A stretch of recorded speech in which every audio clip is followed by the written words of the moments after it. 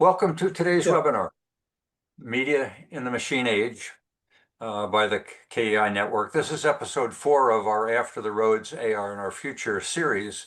And I'm thrilled to introduce panelists that we'll be interviewing to kick off the webinar. Sharon, MacLean, Peter Stockland are here now. Doug may arrive. He hasn't arrived yet, but we'll welcome on arrival. Regardless, this topic is extraordinary from a number of perspectives. We've witnessed, some of us in the course of our lifetime, the introduction well, the telephone came a little bit before my time, radio, TV, and then the internet connecting literally the globe. It was extraordinary, but it only constituted an infrastructure to enable us to be connected.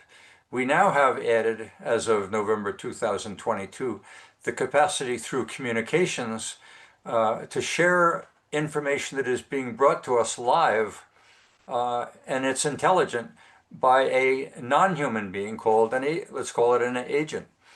And that agent, the AI, can grow in terms of accumulating intelligence as it learns from all of the communications that are being transmitted at any moment. There are 100 million users at any moment using the internet or using AI and the internet. There are 1 billion users connected, and probably more than that as it grows by the minute. I don't know of any invention or discovery by mankind any greater than this, in the sense of the rate at which it has been taken up and the rate at which it is bringing about change. Certainly the telephone was big, certainly fire was big, but it didn't touch everybody instantaneously or within 2 years. It took years to get moved around and used by others. So we are in the middle of a revolution or a tsunami unlike anything in the history of mankind. Is that good news or bad news? Well, I'm not quite sure, but let's hear what our panelists have to say. So I'm going to start out. I'll start out with you, Peter. AI is accelerating persuasion. The newsletter highlighted how AI has compressed marketing, production time from weeks to hours, and enabled hyper-personalized targeting. In your view, how does this speed and precision in communications change the ethical responsibility of, for example, marketers? And you don't have to limit it to marketers, politicians, anyone who wishes to be who are in the persuasion business. Yeah. I honestly, I don't think the speed of it or even the volume of it changes the ethical position at all.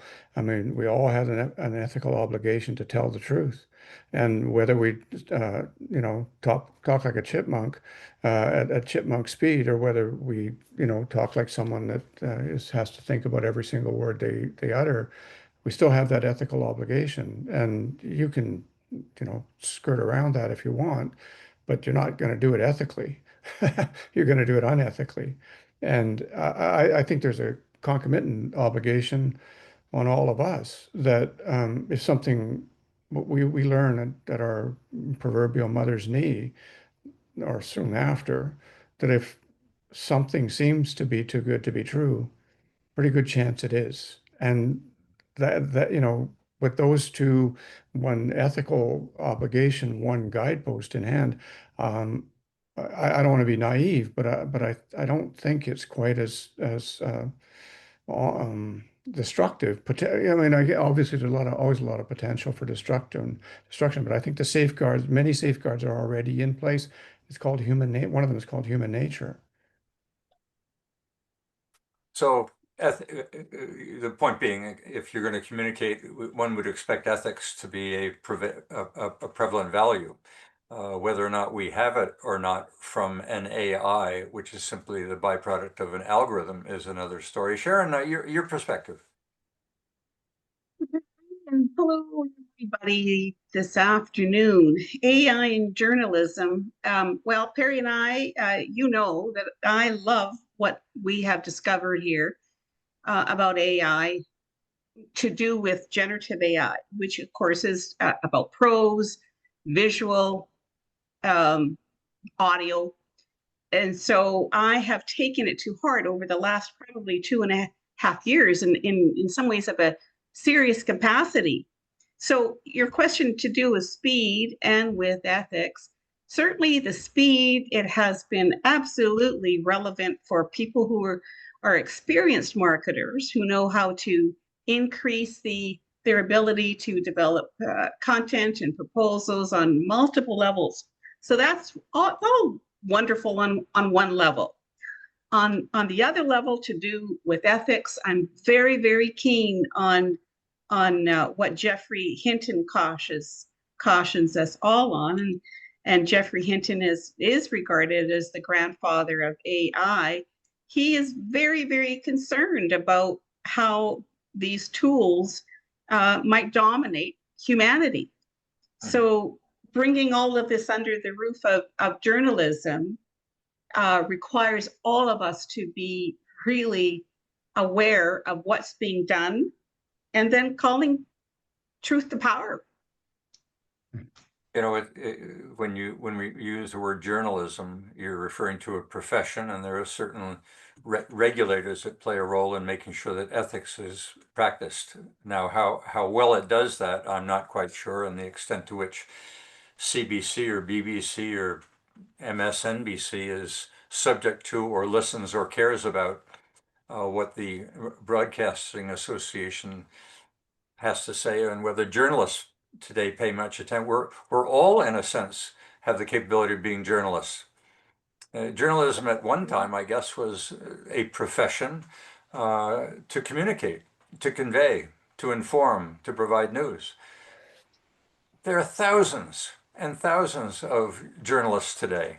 I'm a journalist. I don't have any degree. I have my ethics that may be associated with making sure that the KEI network continues to show up each week. But marketers, when I watch what goes on TV, it's absolutely astounding to see the nonsense of what some put out there. And I'm sure it's not going to get any better. Okay, on to the next question. Vulnerable audiences and erosion of critical thinking. Youth and seniors have been identified as particularly vulnerable to AI-driven marketing. I'm going to focus on the marketing here. What strategies or safeguards should be prioritized to protect these groups without stifling legitimate advertising? Is there some way to make sure that the vulnerable in this new world of marketing with AI, is there some way to protect youth and seniors or others that may be vulnerable? Sharon, why don't you start off here? Harry, absolutely. But I just don't think it's youth and seniors alone, although those are vulnerable audiences for sure. But I can tell you what I am seeing as far as testing or understanding what content is legitimate or not. And so what we want to do is teach and remind and educate again and again and again. Please check out the sources of your content. Check your URLs to see if they are legitimate. Go into those articles and find out who that author is, and then do some additional research on that author. Is that person legitimate? What has their history been? What positions have they taken? Have the links that they inserted in their articles, are those legitimate? Sadly, we're not yet doing that. So there is a gap in education that is required to go deeper into using critical thinking and determining if that is something that we should follow.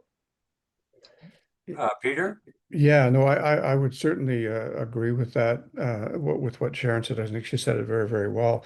I guess where I would maybe add a bit of a nuance is my own inclination is that, and this might sound kind of paradoxical, but my own inclination would be that it's younger people who need the most of that kind of teaching, that kind of guidance, that kind of instruction for a very particular reason.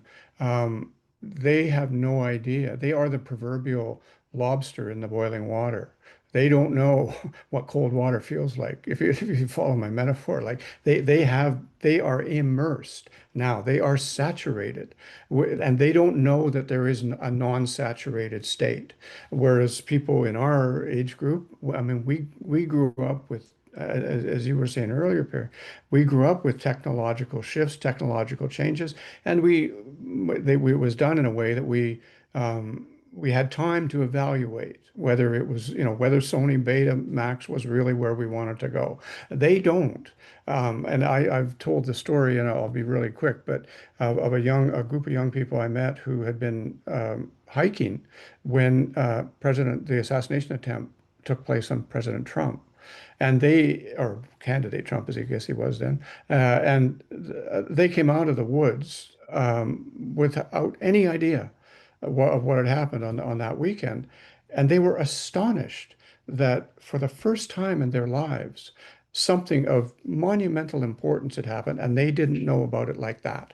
And they just took it for granted that information is just the river we swim in. It's just constant, constant, constant.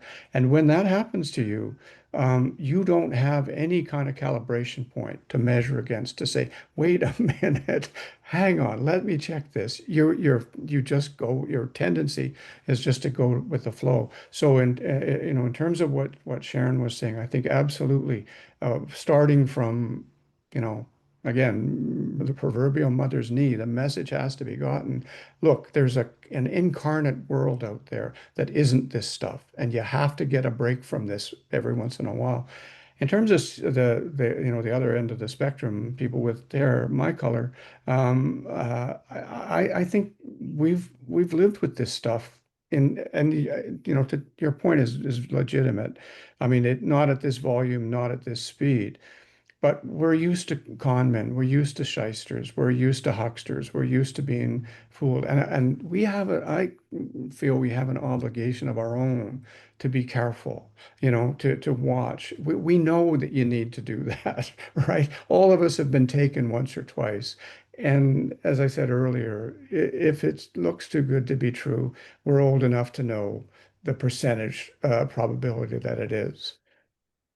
Reflecting on the story that you referred to of the children in the woods, I can recall many years ago now, maybe 50 years ago, I was in California, leaving an improv theater when the news came out that Bobby Kennedy had just been shot in Los Angeles.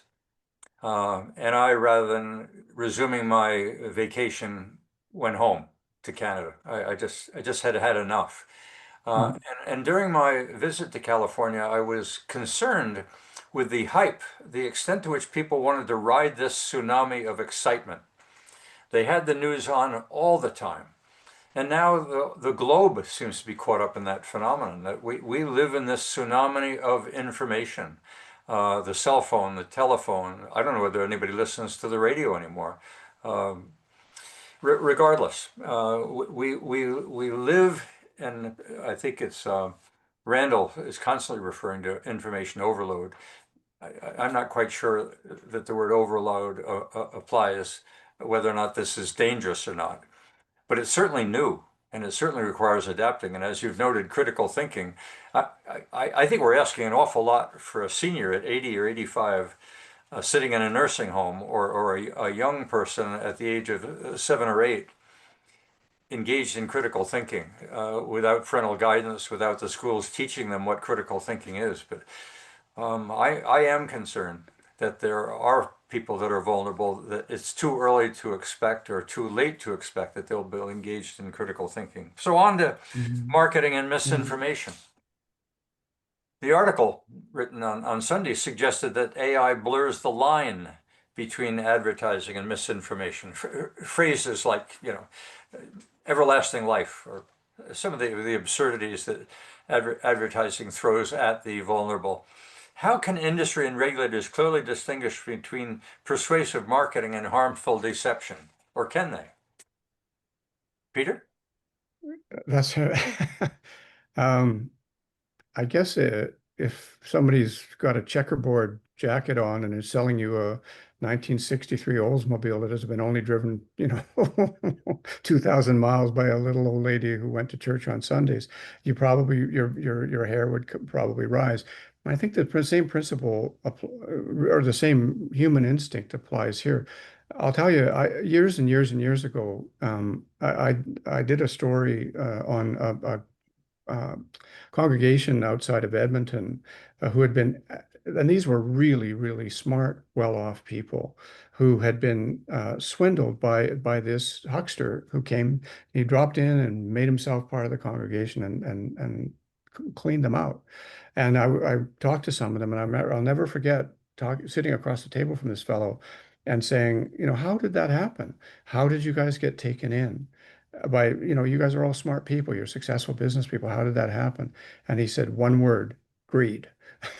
We closed our ears. We got greedy. And I think the same thing applies. We know when we're being persuaded. We know when we're being taken. Sometimes we just don't want to listen because whether it's greed or whether it's a status or whether it's whatever it is. And to me, I'm not sure that a regulatory body can really do. I mean, I guess they can work around the edges, but I'm not sure that they can. If we're not willing to put that effort in, I'm not sure that there's any regulatory body that can protect us from it. I mean, in democracy, the ultimate is an election. As if you've been lied to and it becomes apparent through evidence and through experience that you had been misinformed or overpromised, we have an election. That's awfully late in the cycle. And when it's happening at you personally and your safety or your health or your income is at risk, it's a whole nother story on how do you personally protect yourself. And as you say, being somewhat skeptical, engaged in critical thinking. Sharon, you want to add anything here? I agree with what Peter has said. Wearing those blinders is something to watch out for. So again, being self-aware and understanding what it is my personal values are, where what I will accept within my world of influence, and where I'm going to come in with some skepticism is something really, really necessary. I agree with you 100%, Peter, about being self-aware about our world. And what I disagree is, Peter, is that I don't know that how many of us are able to have that self-awareness, to be understanding of what is going on with the persuasion. But I want to tell you this, Perry, that Muckrack, which is a media analysis company, just surveyed 1,495 journalists in April. You probably know about that. And the majority of them, of course, are using some form of AI, but 33% of those journalists, 36% of those journalists, sorry, are very, very concerned about misinformation and disinformation. So imagine if the professional researcher, writer, investigative personality is concerned about misinformation, disinformation. That calls us to become on guard again, even more so. We all have that need to be able to understand, again, we cannot accept each link as being legitimate. Right. That's right. Yeah. Peter, did you want to add anything there? No, I think that's absolutely right. I mean, I'm not suggesting that there isn't the prospect of that happening. But your phrase "on guard" is that exactly the right one, Sharon. When just really quickly, when my kids were little, we used to play a game called "It Doesn't Make Sense," and we would take comic books and walk through the changes in the scenes and things that people said. Well, okay, does that make sense? No, it doesn't make sense. Why doesn't it make sense? Blah blah blah blah. It's a very simple thing you can do with anything that's at hand with children. You can incorporate that sense into them, and "on guard" is absolutely the right phrase. Well, the topic today is media in the machine age. Clearly, the edges of media are being blurred. I mean, Donald Trump is a form of media today because he's just this incessant communicator. And whether he has a title of Trump News, he's in the news and making the news. And trust becomes a fundamental value of saying, I want to be a dictator. I'll solve a war in a day, and on it goes. But the media picks up on this. And the media should be playing a critical role of being the source of critical thinking for the public instead of getting psyched up and deciding to be politicized or becoming politicized. I don't know whether being bought or just deciding that their audience is going to be to the right or be to the left or what their target market is. And then they shape information in order to feed the marketing instead of feeding them news. And we addressed that somewhat with an article a while back or a fact or fiction piece on news or views. Are we really getting news anymore? Are we really getting critical thinking by the media? And I'm going to pose that as a question. That's not on the list of questions I want to throw at you, but I guess it fits with trust. In an environment where attention is cheap but trust is scarce, how should organizations adapt their communication strategies to build and maintain credibility? And I'll zero in on media. I mean, media does not have a high trust level right now. What should it be doing in order to reestablish trust? What can it do? Sharon?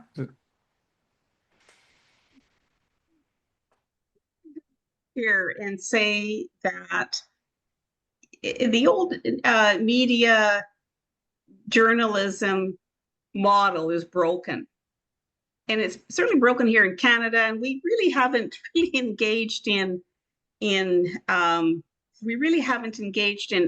improving the business model in Canada.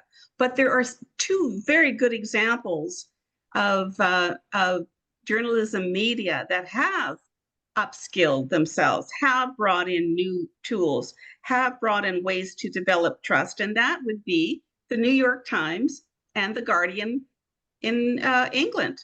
Those two companies, those are just two of the top starters that have been able to implement and increase and enhance the trust with their readership.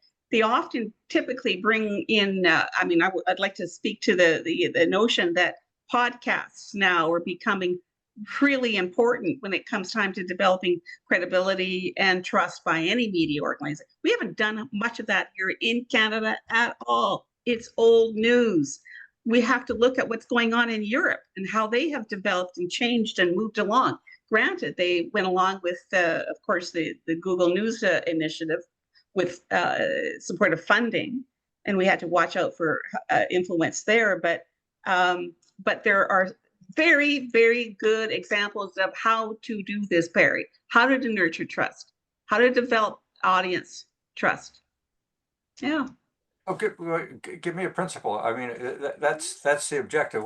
What have they done in order to retain or achieve trust in the market? What are they doing? So just for anybody who wants to see this, I have written and published an article today on LinkedIn about how exactly that happened with both the New York Times and the Guardian. But 10 years ago is when I first, 8 years ago is when I first wrote an article on the impact of AI on journalism. 2018 is when I first started going into this. And I remember 8 years ago was when the New York Times was breaking down their business model and saying, from scratch, we have to start from square one again. And so at that time, 8 years ago, they really had moved into the video connection with their audiences. What they did was they implemented daily podcasts. And what does that do? Like you said, does anybody listen to radio any longer? I listen to radio sometimes, in addition to everything else I read to and listen to. But they now use these podcasts, which would connect me to an audience. So they built that relationship with those audiences through the ear, through that intimate connection. That then feeds into their audience stability with the printed format. But they're into everything, the New York Times. They're into again, traditional print journalism, video, podcasting, connections with their audiences through various mechanisms. And so I'm going to start there. The Guardian, on the other hand, they stayed away from the paywalls. And they now, a 200-year-old institution, is now in the profit margin. They're now making money. It's amazing. We've got examples of how it can be done. But maybe I'm confused here. If the New York Times has introduced more media outlets, that doesn't necessarily mean higher credibility. It means higher access.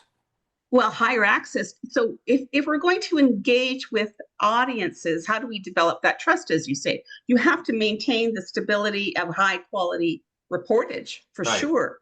So we're talking about good investigative journalism. We're Yeah. talking about what we need to do, or what journalists need to do, is to have unmatched insights. We cannot, as journalists, I'm not putting myself into that category at all, but a professional, a solid journalist has got how they can differentiate themselves from AI is by having insights, doing the investigation, having unmatched ability to read the nuances in a situation that they are studying.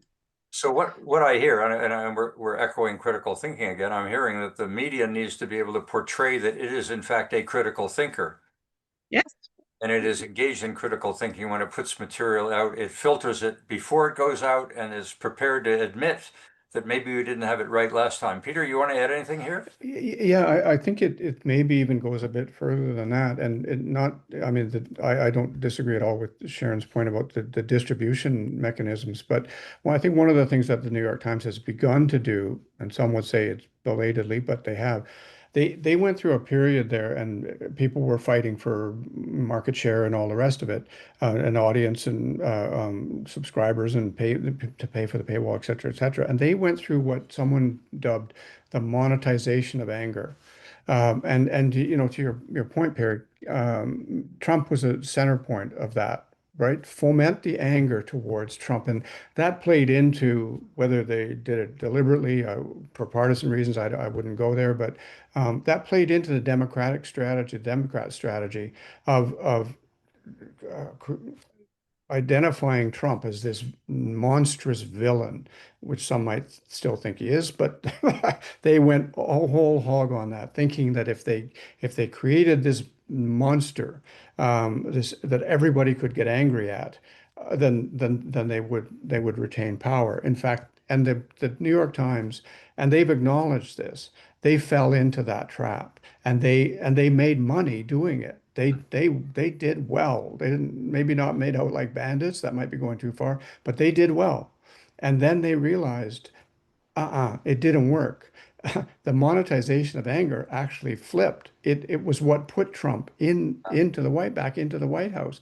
And you could see the thinking, if you can see thinking, but you could follow the thinking down where their columnists and in their editorial position, they started going, hold on, dial it back here.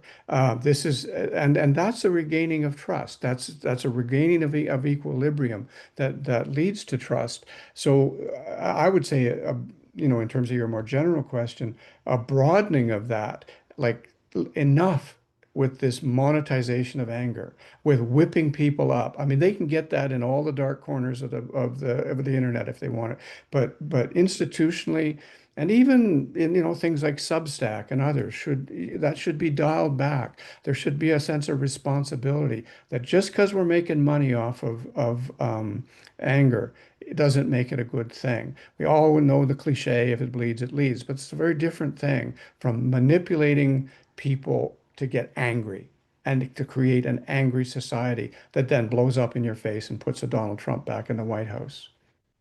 The history of journalism is fascinating. I had an opportunity many years ago to meet with a professor at one of the universities in the eastern U.S. who's taught in the Department of Journalism, and I was not aware of how many cycles journalism has gone through, and it's certainly being confronted by AI as an alternative or as an aid. As an aid, I mentioned, I think last week, having met a journalist from Revelstoke when I was when I was on one of the ferries, and he was talking about how the reporters were all using AI, but were all very concerned that it was going to become the alternative. It was going to be their death knell. Do you think media can weather this AI revolution, this capacity for individuals to gather information via the internet that AI is feeding them and fitting them to meet what they are looking for? Because AI is that smart to feed you what you want. Do you think media can survive? Sharon? I'm going to jump in. Thanks, Barry. Absolutely. I think that there's might be some anxiety here that is overwrought. Journalism is resilient. Over the last 200 years, the 1800s, they found they were wrecked by the printing press, and then the 1890s they were racked by advertising in store ads. And so now we're 100 years later and 120 years later, journalism is going to survive if they are able to continue to do what journalists have always done, again, which is hold the powerful accountable. Sort of the thrust, the intent, and the heart of asking the question and the art of asking the question. So I have tremendous faith in the journalism person, but they have also to be perhaps trained a little bit more. I can tell you that the journalist, which is writing for the large bureaucracies, they may have to be educated again themselves more about how to speak from an entrepreneurial mindset, as opposed to working for the corporate press. So maybe some of that has to come in here. A lot of thousands of over, what is it, 50,000 US journalists lost their jobs in the last, 10 years? And so they're on their own. And they can't be thinking that their paycheck is coming in regardless of what it is they say or do. Maybe they have to, again, I heard Peter, you nodding your head. Maybe they have to apply that independence, hardcore independence of thought more as well. They cannot be afraid of their jobs either. They cannot be afraid that they're going to, which is happening in the last few years. They cannot be afraid of being released by their corporate media enterprise because they're not getting some sort of grant in Canada or in the United States. Right. Well, I mean, the revenue model has changed the business model dramatically from advertising supplemented by grants or by patrons. And when you get, patron financing, then you get a political bias. Government financing, you get the lack of independence. Market Small Business Alliance, that seemed to be the safest, but that's gone. Peter, you want to add anything here? Yeah, I mean, there's two things that are picking up on what Sharon said. One is that I remember years ago there was a journalism school textbook that the title of it was 3 weeks ago I couldn't spell journalist. Journalist spelled Jern, and now I are one. And I mean, yes, there's been a professionalization of the craft, which I don't believe is actually a particularly good thing, but through master's degrees and so on and so on. But that model is gone. There are all kinds of journalists working now who were truck mechanics 2 or 3 weeks ago, and they picked up the trade because you know what? That's what journalists used to be, not necessarily truck mechanics, but they were people who lived in a town and went and talked to people and then wrote about it. And they didn't have any special gifts or training or whatever. They just learned how to do it as they were doing it. That was journalism. And the really interesting thing is that AI has begun. It's among us now, just at the moment when that explosion, that what Sharon was referring to as that entrepreneurial opportunity is out there for everybody who wants to do it and learn the hard way or not and lose the audience because they don't trust you and so on and so on. The other thing too, though, that's happening that I don't think we always or we pay much attention to is that AI itself is a revenue source for the institutional journalistic institutions. News Corp signed just a couple of months ago or actually, I think it was 2024, but they signed a $250 million 5-year agreement with, was it ChatGPT, I think? Yeah. And the New York Times has gone in with Amazon. And there was just last week, there was an announcement by another AI company that they've set up a initial $45 million fund that they will pay in what amount to royalties for journalistic enterprises, whether that's, Sharon's podcast or your webinars or whatever, Perry, that where they scrape that content, they will pay for it. And I really see that as very much the future, or like a future source of revenue. There's this explosion of information providers, and now the AI companies are beginning to see, hey, this is copyright material. We've got to pay for it. And they are paying News Corp big money. So I think, there's, the old thing, the last thing I'll say, but, the glass, half empty, glass half full. I believe in that phrase, the glass that's being refilled. It's not just half empty or half full. It's being refilled. And that's what I see happening now. Yeah, I was reading recently how many uploads there are a day to YouTube. How many articles are published a day from the bottom up that can be scraped? This is creativity and insight being gathered at a frontline level, at the personal level, and being fed up instead of being fed down from a journalist who has studied Exactly.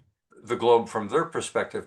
We are getting individual citizen input, so that the brain is now coming from the sensory input from the individuals that wrap themselves around the globe. This is a revolution in itself. This isn't the reporters from CNN that are Exactly. spotted around the world. This is billions of people watching the world around them, reporting what they just saw.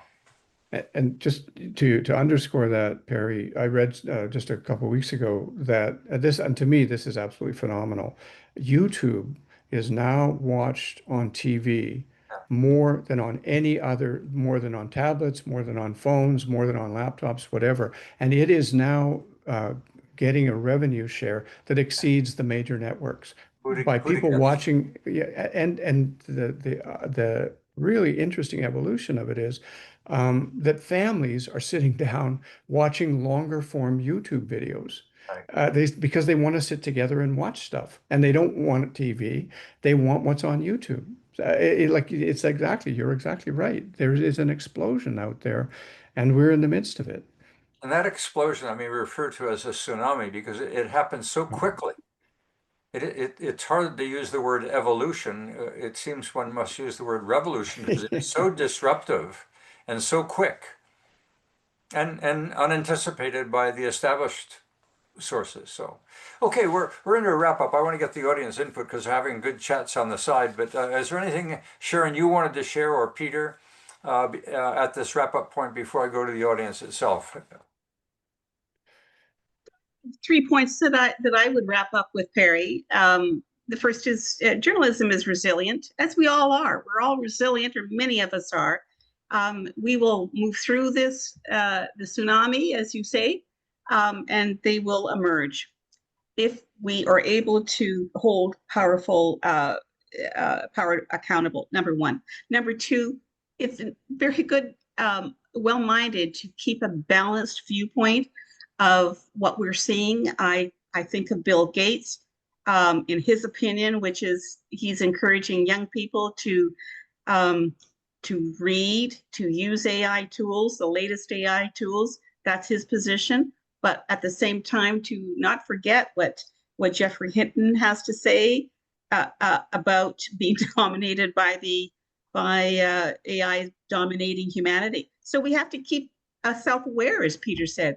And then finally, journalists, as we separate the technology, and I understanding there's reasoning coming into play here, but the human being, the human person is unmatched in our ability to provide insight and investigative questioning, perhaps understanding and giving unique perspectives that isn't prescribed by all of the engineering uh, uh, that is applied to gathering so much data on any of the AI platforms. That is our secret sauce.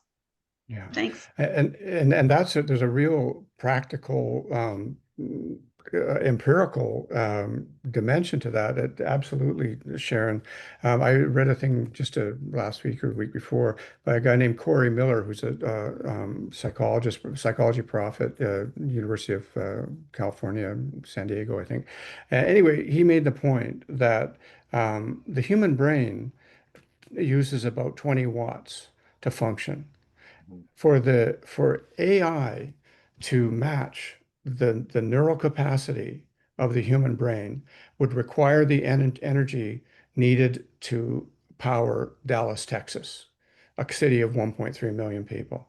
So we operate on 20-watt light bulbs. Like here in Quebec, there's a phrase, a 40 watt frosté versus a 100 watt clair, 40-watt frosted bulb versus a 100-watt clear. Like, obviously one's a dummy, one's bright, but our brains actually work on the equivalent of a 20-watt light bulb. That limitation alone, that physical limitation, electrical limitation, limits what AI can do and is going to do. But it doesn't limit what we can do. We will continue to do what we've always done. Well, there's a spirit of optimism. I think that characterizes the KGI network, but partially because we're thinkers, we're studiers, we're curious. We also show elements of doubt, and I think that probably is what characterizes our intelligence. Joseph, you are new to the network. I see you've added some perspective on the chat. Is there anything you want to add here as the first viewer I'm calling on today? What's your perspective on media in the machine age? Well, I looked up the word media in the Scribner Bantam Dictionary, and all it says is it's the plural of medium. We certainly are having a very plural media now, more so than ever. I have so many things I could say, but I don't want to mention them all now. I've been studying media since 1967 at Simon Fraser, and I ran my magazine, still running it for 45 years. The first question I learned to ask as a journalist is it true? We need to share that media literacy with the people that are looking at media. Is it true? I constantly get emails from people that say, oh my God, the sky's falling in, or whatever, these very sensational emails, which could be created by AI and not even a human, with very little human interaction. So it still boils down to who pays the piper, chooses the tune, who owns the media, sets the agenda. That hasn't changed, except they're getting rid of humans and replacing them with software. So the humans need to find how to, in a new way, develop communication. I remember when the Sky Dome was bought by Rogers, he said, I don't give a damn about baseball. I just want their eyeballs. A lot of people run their websites just looking for hits. Uh-huh. Yeah. I don't want to say anything too negative about it, but this certainly is a human dimension that is being pushed aside, because when Plantier Software offered free software to the government to track people, how can you give away free software? Well, because the data you gather will be used and sold to other services who we don't know who they are. And once we click on the box and say, I agree to your policy of privacy. The policy of privacy is a misnomer. It's a contract so they can use all the information, all the keystrokes you put in there. And AI is doing it much, much cheaper than people have in the past. I'll stop there. You know, what's very interesting here is media is a medium of influence. The media is aligned with exercising that influence to help you buy or vote or make a decision. And so how a company uses the media is typically in the interest of assisting you in buying or elevating their profile of trust with you. In the health sector, they want to build trust. Pharma wants to build trust by us. We're gonna take care of your health. But there's also a media that just wants, as you point out, attention and eyeballs, and it doesn't care how it gets them. Also, we have to be very careful with the word trust. Trust to some people is code for more customers. Well, They're not doing it because they want to educate us or share values that are valid. And with certain software, they're just going to send you what your confirmation bias already agrees to. So they have it sliced and diced into splinter sectors such that they can sell different products to the husband and to the wife in the same household. They can do that for politics. And I mean, when is a subject so powerful that it overwhelms the media's ethics?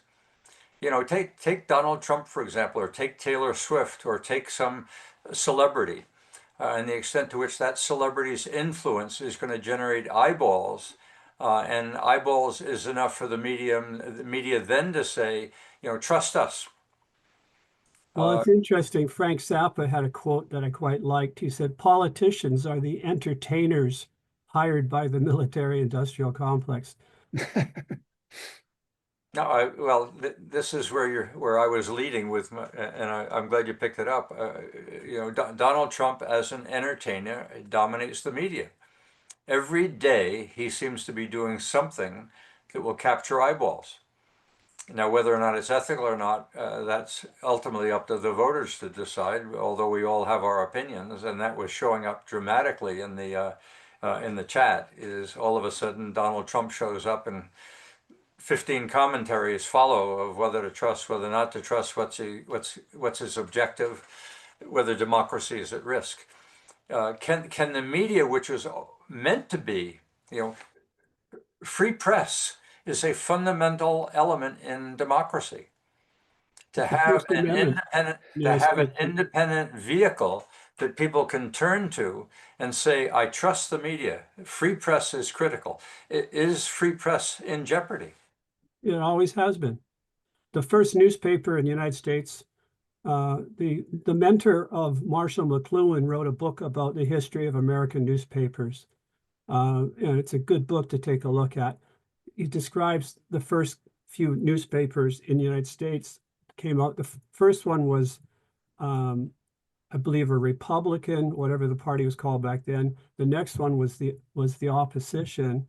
And the problem with that, it reinforces the parties, which brings in another aspect to the conversation. Jefferson warned that parties will be the corruption of politics because they will start looking after their own interests rather than the people and the republic. So this is a very broad topic that you're sticking a pin in one part of the elephant. Well, I mean, we've been doing that through the entire series, Okay. sticking it in the pin of media without question, or communications in general, is bound to surface all sorts of elements from. You know, Perry, though, if I can just pick up on something, just a phrase you used a minute ago, the free press.